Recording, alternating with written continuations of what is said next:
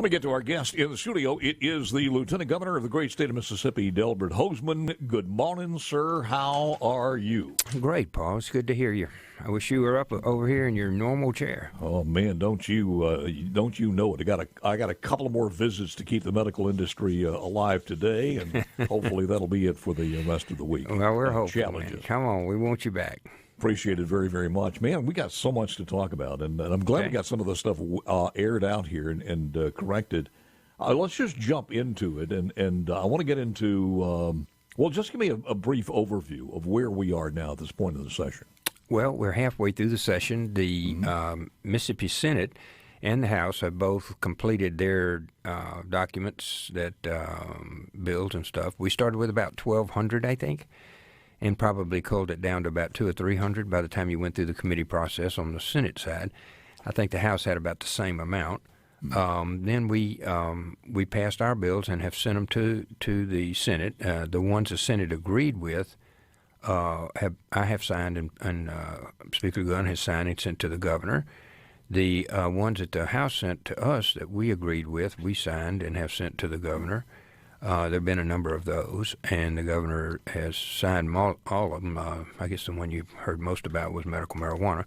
Yeah. But he signed almost all of those. I haven't seen any that he has vetoed as of today.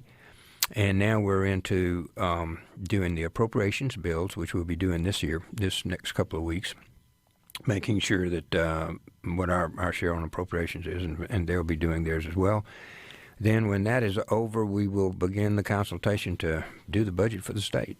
Where's the teacher pay raise as we speak this morning? We have passed a bill, and the House has passed a bill. So they will be the two people that do that, Richard Bennett on the House side, and, of course, Dennis DeBar on our side. Dennis spent a tremendous amount of time going all over the state of Mississippi. The bills are relatively level, I think, in funding. Ours is a little bit more money, I think, than the other one. But we have a stair-step ball on ours where you get bumps every year, but in the 5th year you get a bigger bump, in the 10th year you get a bigger bump. And we did that to retain teachers where we thought we were losing them at those particular times. Our bill was written basically by teachers, the truth be known. We had those 5 meetings plus other meetings with teachers, and we came up with a compensation program that the teachers wanted, and that's what we have proposed. The House side, I don't think, had any of those meetings, or maybe one of them in Atlanta or someplace. But you've both the House and Senate think we're going to have something. You guys just got to come together on that. Yeah, I believe that we will. I hope so. I hope that we will. I think, I'm not sure what the one difference I think the House bill had that was a little bit better than ours was it gave some money to the teacher assistants, and so there's some room, I think, in there for some pickup. Their bill is adding $210 million, $230 million a year in extra. What is that about right? Or I think it's how's about that compared to the Senate? It's about 210, and ours is about 220. But both of us get teachers over 40,000, and then we have some increases every year, and the second year is a bit better under ours. I think most of the teachers that we have heard from like our plan better, basically because they wrote it. So I guess they would like ours better. But about $10 million difference as far as recurring expenses for the state. Yeah, and timing as well. And our bill did not have the teacher assistance raises in there, so that's something we certainly want to consider, I think. All right, for people who don't follow it as closely as we do, give me the timeline on this. When it goes to conference, what the deadline is, and how we track this from now through the end of the session. Well, it will go. They'll start their conference work now. Actually, we will be have a really hectic last week or two, Paul. So I would hope that they would finish their work by mid-March. The reason I'm hoping that is that we don't want to get down to March the 28th, which is the last day, I think, because there's so many moving parts on the American Rescue Plan. That's a $1.8 billion that we've got to apply. And as well as do our budget. So there are almost two years' worth of work in this 1 year when you start saying that we've got to come up with a $6 billion budget, and then we've got to figure out what we're going to do with $1.8 billion worth of American Rescue Plan money. plus an infrastructure bill that we've got to match about $40 million a year on infrastructure to get the increased infrastructure bill for roads and bridges here. And so there's a lot of things going on at the end that's going to really deserve our attention, Paul. We don't want to mess this up. Is there really a necessity, when we were talking to the public service folks, is there a necessity to create a board to do this, or where does that stand and between the House and Senate? On which topic? As far as allocating some of the broadband money. I think that there as an are. oversight. I believe the Senate version, Senator Carter drafted the Senate version, and he did a really good job. He took other laws in other states and picked the parts that were best, I think. And we have proposed a commission to be done, either a 5 or 7 person commission. It takes a lot of the politics out. I anticipate they'll probably have to have some kind of technical expertise to assist the commission. We'd like for the preliminary staffing on that to be done by the Public Service Commission. That's Senator Doty, former Senator Doty, that's been over there a couple of years and actually did some of the work on the last $150 million that was spent on broadband. And we met with all 4 of them, quite frankly, yesterday. Comcast, AT&T, C Spire, and the co-ops were all in the room going over the bill. They had a couple of changes that they wanted. And I think we can accommodate them on 1 or 2 of those. Some others I don't think that we can. But we had a really good, we're really down to the end of the road here where they're making just a couple of 3 changes that they're recommending. I read a story that we have all of this money, and actually our cost of government will be contained or a little bit less than last year. Is that in line with what you have heard? Yeah, we want to put this money on non-recurring expenses. So if it's non-recurring expenses, for example, matching and matching water, sewer, that kind of thing, broadband that goes out into the states, those are non-recurring expenses. So if you put those aside, we have been very judicious, I think, on making sure we hold the line on our regular expenses. Just because we hit, I don't know what you call the money that's coming here, Paul. Some call it a drug. Others call it the lottery. I don't know. But whatever. We don't want that to disrupt and feel like we can spend money that we should ought to just be paying better attention to. So we're looking at that as long-term investments in water and sewer. And I got yesterday, actually, I had them run the numbers for me on how we were looking on applications. And I don't know if anybody else has seen this paper, but basically we're looking, Paul, at about 700. Here, I can give you the exact numbers. We've had several hundred applications, and these are towns and water sewer districts, and I don't think you can see this, but cities, counties on expending their AARP money. And we asked them to tell us how much money they got and what their expenses would be, and that would be a new water tower or fixing things that are broken, lift stations, running water and sewer out to newer areas, industrial parks, all kinds of good things I think we wouldn't have ever had. But the number that I have as of today is $693,538,546. Now, they got $253,822,790. So we've been trying to match, which would basically mean we would be able to match $500 million here. And our total request was like $690. So we're going to be able to cover most of these, I'd say 200 or 300 applications that we've gotten. We'll be able to cover most of them. So if you haven't had, is the deadline gone as far as for them to submit an application for that? No, we're still. I still got some from Tupelo yesterday, actually. Right, so you got some money left. Yes, sir. Better get on the ball.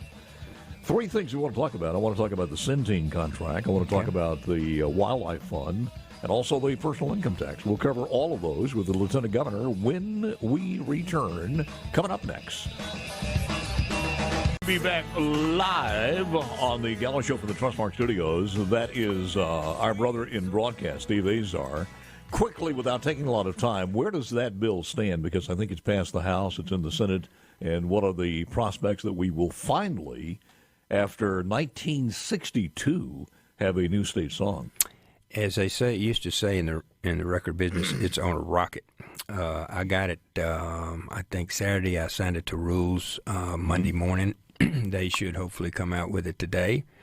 and we want to pass it in the Senate and send it to the governor for signature today, if at all possible. Yes, sir. Very good. Good. Thanks for the update. All right, let me get to this one. That song is really the more you listen to it, the more it really reflects us in a positive way. Yeah, very positive, and particularly at the end when the kids up at the school there in Greenville are singing the song, you can see it's catchy, and they really can. It's something I think we will be able to use, with our whether they be 5 or 50. Let's talk about the House passed a couple of bills. They were as far as the parks and the Stewardship Trust Fund. Mm-hmm. We did they went to the wild. I think the U single referred them to the Wildlife Committee and as Chairman Neil Whaley. Right. This year, Senate Bill, what is it? SB 24, I think 95. Where is that now, and what's your stance on that? It too is on a rocket. We have been meeting with probably the leading people in Mississippi about how to bring our state parks up to something that's more than just base. They're in horrible shape, Paul, and have been in horrible shape for a number of years. So in the last 2 to 3 weeks, we've filed that, and Senator Whaley and I have met with Lynn Posey, who's now acting as executive director after January 31st. He's been very receptive to our discussions. We have had an individual that knows more about applications for federal funds than anybody I probably will ever run into, has given us a long, detailed analysis of all of the different plans that we can apply for to get money to upgrade our state parks. We intend to do that both with federal and state dollars up to the maximum. My goal really is over the next 2 years to have our state parks to something that you'd want to take your grandchildren to. So your bill will address state parks and state parks only, or is it in line with the House bill to do more things as far as ours is aimed initially at state parks, but as part of the does it do the diversion program? Is it the diversion program? Well, I was going to tell you that as part of this, we have in looking at the various federal funds that are available, we have discovered that some of these require only a 20% match by the private individual. So we will be reaching out to individuals, telling them the federal government will give them 80% of the cost of some of this if they'll put up 20%. I think those programs have never been really utilized or made aware to Mississippi sportsmen, and certainly I wasn't aware of all of them. There are dozens of them. We have meetings tomorrow with the architects that we sent all over the state of Mississippi to each one of the parks. They'll all be in my office tomorrow at noon, and we're going over how much we're going to need basically to redo all the parks. Is there any leaning toward moving those over to the Department of Tourism, or doing this co-equal branch of directors in the wildlife? I think everybody that I've talked to believes that we ought to have a tourism department that has parks as an emphasis. And I tried last year and I failed at that. I'd like to see that go again this year. As a backup, we put in a separate executive director of parks within the current system appointed by the governor. Under the normal structure that they have right now, that's not optimum to me, but we're trying to get where we can have somebody devoted to just our state parks, Paul, and because we're going to fund a huge amount of money for them, and those people have got to be, first of all, they got to get everything fixed today, then they've got to be part of a tourism package. How much money are we talking about? How much money is in the bill that you have that will go directly to that? We will determine that Wednesday in my office, Wednesday at lunch. So there is no funding in the bill right now? No, because we haven't gotten a number, because despite my request for, I don't want to get into this too much because my blood pressure is going to go up. So I'm just going to tell you, despite my request for over a year, we had to rush around in the last 2 weeks and hire 3 or 4 architects to find out where we were. Now, that's what happened. So, and who's the blame for that? I'm not blaming anybody. I'm just telling you that's what happened. So we are, I have been frustrated with being able to do that because I got numbers, Paul, between $22 and $112 million. Pretty big gap there. To do what? To fix the park system. That's just the park system. Yes, correct. The House plan expands more on that, and I know you fully understand what the House plan is. It sounds to me like you're saying that there's no way that the Senate's going to come together or even close to what the House wants to do in creating this diversion to fully fund wildlife, the conservation of wildlife in the future. Well, it's just not going to happen. Well, Paul, first of all, you know what a diversion is. You know, our pie, you're real sharp, and the people that listen to the station are real smart. They know our pie is only some size. So if I go take a diversion of $20 million, I have to take it from someone else. Now, I have to take it from schools or don't pay the teachers or don't, for example, we got a $20 million program to have nurse retention where we pay for nurses to stay in Mississippi. I don't have to do a nurse retention. I could divert it to private landowners. But we're not the government. We don't print money. In the area that we're dealing with, which is wildlife, which, as you know, I've been an advocate for, I acquired more property for the state of Mississippi than any other Secretary of State ever. So I'm very devoted to that. But at this time, our biggest need is in these parks. That's where our people go. That's where our tourists go. That's where people who can't afford a big hunting camp, they go. And that's the number that I want to get to. Now, that doesn't preclude us from doing other things later. I think the emphasis right now is on the parks. Could you not reach some happy medium on here that says the House in the form that they have with a diversion plan, which is nothing more than making sure that we just don't promise it and not fulfill it, because that's the reason the state park system is in the shape it is now. But you just have a happy medium which says those state parks or those needs in the public arena, as far as the parks or landings or whatever it happens to be, as reservoirs and things, those would get preferential treatment before any public-private items would be even considered. And that's exactly what we're doing, Paul. But you're not giving any money into this. You're just having to wait year to year and hope the legislature that's not funds accurate. it. For once in our lives, we have more money from our capital expense fund than we can spend. They asked for like $7 million the first year and a couple more, maybe building up to $20 million to be put in this thing for private landowners. I fully intend to spend more than $20 million on parks. So we will actually spend more than they're talking about on our parks and recreation. As I told you, it could be as much as $112 million. If the House doesn't agree with you on this one and it dies on the wayside, where are we with parks? We go another year and leave them like they are, or is there another bill out there that could help? I haven't found anybody that wants to leave the parks in their current condition. Not the new executive director, not the members of the board. I've met with all the Wildlife Commission board members. I haven't found anybody that says that's a good idea. Well, let me go to the personal income tax. Your stance on the personal income tax, where we are now. Is there a possibility something could be that could come out of the session? Well, I'm very hopeful that will something come out of the session. We've, as I told you, we've had this huge influx of money here, and it's one-time money. And if something you have heard from Haley Barber, Phil Bryant, Tate Reeves, and everybody else, all the way back to Kirk Fordyce, don't spend one-time money on recurring expenses. I mean, that's been the mantra for Republicans as long as I can remember. So the Senate plan has come up with a plan that we actually reduce the grocery tax. It's more than the House plan, actually. We reduce it from 7 to 5% today, immediately. And the reason we're doing that, Paul, is that the price at the grocery store is driving our housewives up the roof. So we have to have immediate response to that. And if you want to cover the break, I'll cover the rest of the program. We'll do it. We'll be back more in a second or two with the Lieutenant Governor final segment, and we'll get to that coming up next. We'll get back with the Lieutenant Governor's short segment here, and we'll try to squeeze in as much as possible to concise your feelings on the personal income tax. And again, much like the wildlife, it seems like we are so far apart that there's no way in the time remaining that the House and Senate can come together on this. Well, I just don't believe that. I mean, you're welcome to say that if you want to. I don't want to believe that. I want to believe that something could be done. Well, if you remember, on the first thing, the House and the Senate are in total agreement on fixing the state park system.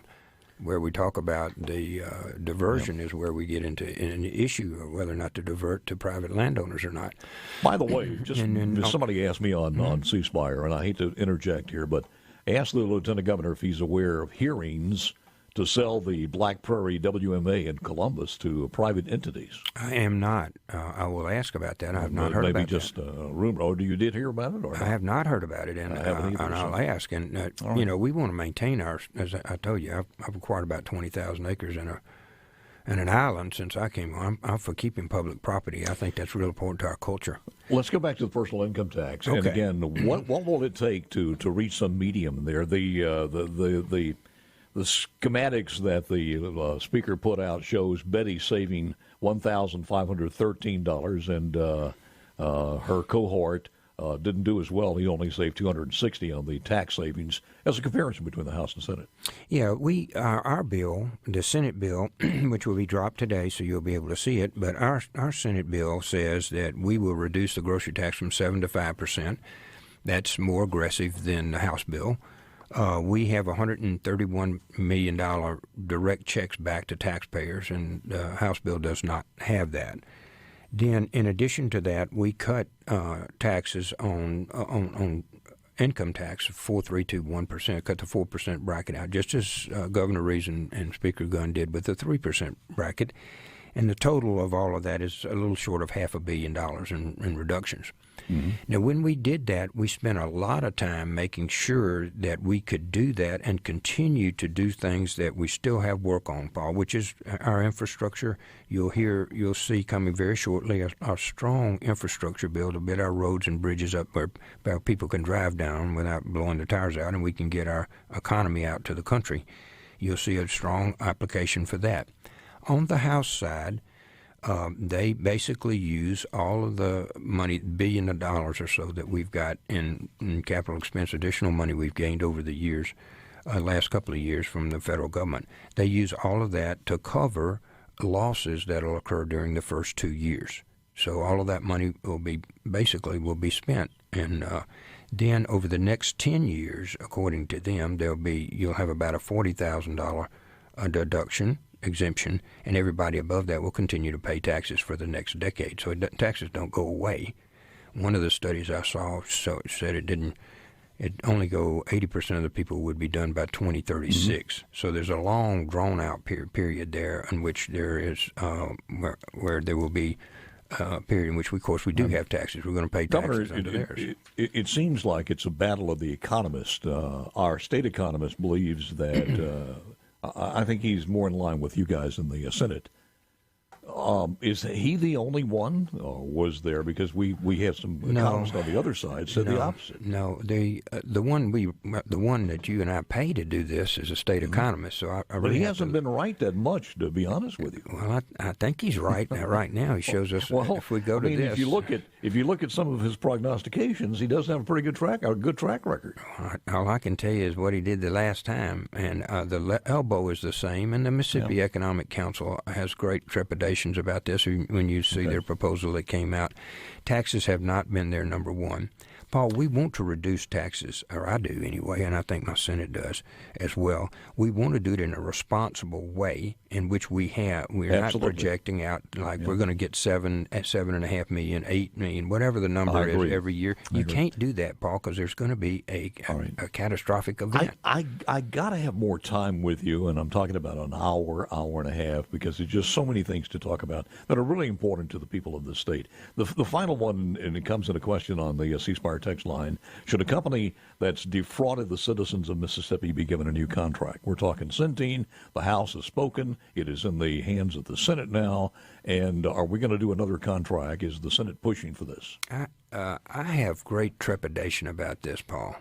People paid $55 million back to us for something they did inaccurately or incorrectly to the citizens of Mississippi. I've got problems with that. I want to tell you up front. Second, Senator Blackwell had a hearing, I think, a couple of days ago on this. I'm to meet with him shortly about what the Senate position would be. He's head of our Medicaid commission. Nobody I have talked to is pleased to continue to do business on that level with people that have done that, absent some reason that we don't know yet. So I'm anxious to see what Senator Blackwell comes up with here. I have great trepidations about it myself, and there may be others. I mean, we could find out all of them have done this at one point in time. Yeah. Governor, thank you, sir. Appreciate it very, very much. And once again, the Senate bill, as far as the personal income tax bill, will be dropped today, and they can. It'll be on the internet, right? We'll have it on the internet, and you can watch us live and on TV. Paul, we're fixing to have the best years we've ever had in the next year or two as we assimilate all of this money. I believe so, and it's under Republican leadership, and I'll say that, and thank God for that. Absolutely. Senate resumes work 10 o'clock this morning. The House comes in at 2 p.m. Governor, thank you.